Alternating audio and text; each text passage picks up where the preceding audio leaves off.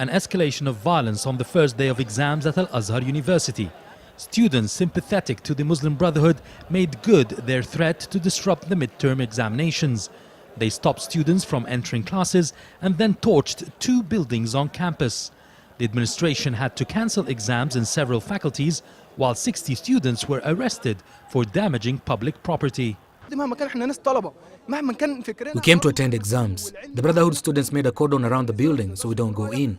We left when they started torching the offices and classes. Police intervened and we're waiting to know what will happen. On Friday, 5 people were killed in several cities as Brotherhood supporters took to the streets in defiance of the government's move to branding the group a terrorist organization. The Brotherhood, meanwhile, issued a statement on its official website asserting its commitment for peaceful protests. The group wants to create insecurity in the streets and everywhere else so that Egyptians would delay or be afraid to participate in the referendum and elections, thus showing that the leadership has failed in its transition to democracy.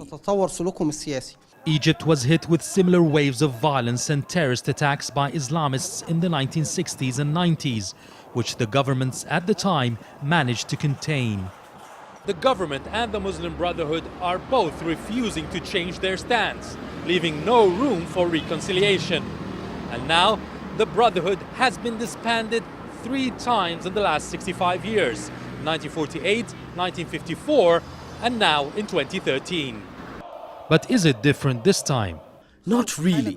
The Brotherhood repeats the same mistakes every time. They create a good rapport with the people through charities and Islamic preaching. Then they crave for power. But when they fail, they resort to violence, lose popularity, get disbanded and go underground. I believe the group needs new blood in its leadership. Till then, history, it seems, does repeat itself with the Muslim Brotherhood.